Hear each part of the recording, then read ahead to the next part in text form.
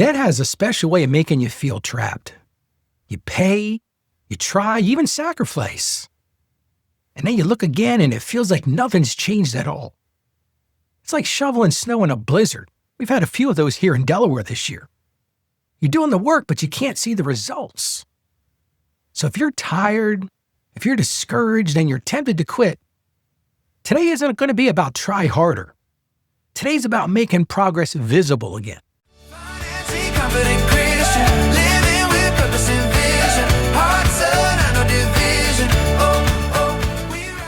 Let's get right into today's listener question.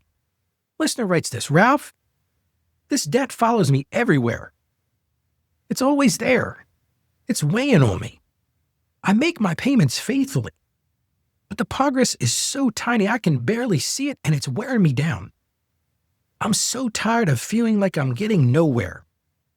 How do I choose a payoff strategy that'll actually keep me motivated?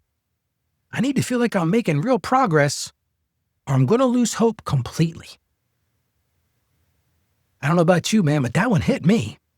Because it's so easy to lose hope. So easy to feel overwhelmed, especially when you're looking at this mountain of debt in front of you. But here's the truth. Motivation grows when you can measure wins. I don't know about you, but when I see something that's a win, man, that helps fuel the fire.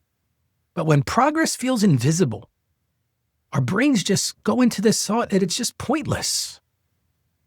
So we don't just pay debt. The key here today is to create a system that shows you movement.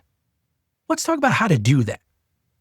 The first thing we've got to do, and I've talked about these on the show many times, but you've got to pick a strategy that fits your personality.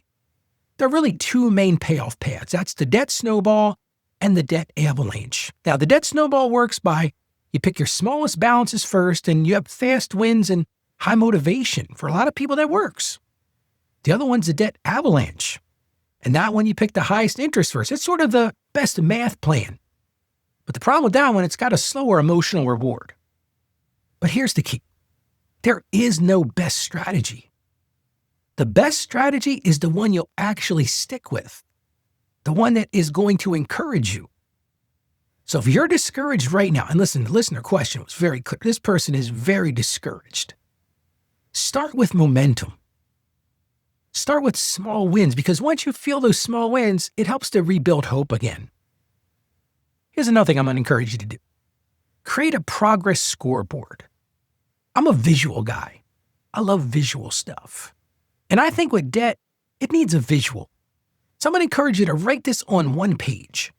Write your total debt today. Just write whatever that number is. It might be shocking. It might scare you a little bit. But then also write your total debt last month. And then put the difference. Why?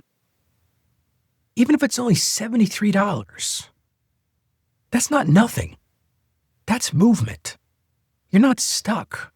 You're reducing the weight. Yeah, it might seem slow, but you need to see that. I think that's just a great way to do that. Here's another thing I'm going to encourage you to do. Track the principal paid, not the balance. This has been a game changer for so many people I've worked with. Because see, that balance is, looking at that, feels slow. And it feels slow because interest is fighting you all the way. You might be making $200 payments, but $190 of that is interest. So track the part you can control.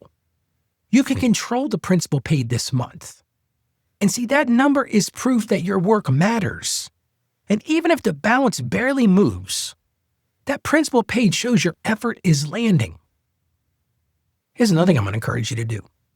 Build some milestone celebrations. Now, I'm not telling you to do these with spending. That's not a good plan.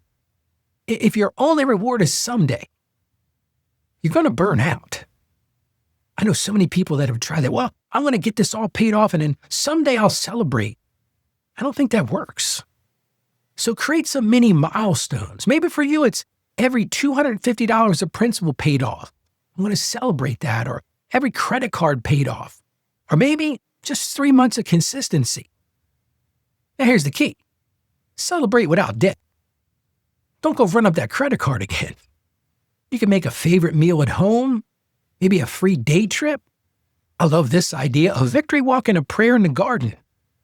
Maybe write yourself a handwritten note. Talk about how great you've done, or a simple post-it chart that you can color in. That's why I like the visuals. See, celebration is not immature. It's not like we were kids. Remember when you were kids, you used to get little stars if you did the right thing? But even as an adult, it's fuel for us. And finally, do this. Pair your debt payments with identity, not shame. Shame tells us all, you've got yourself here, now you got to fix it. But faith tells us something so much stronger. You're being renewed day by day. You're not just paying your debt off.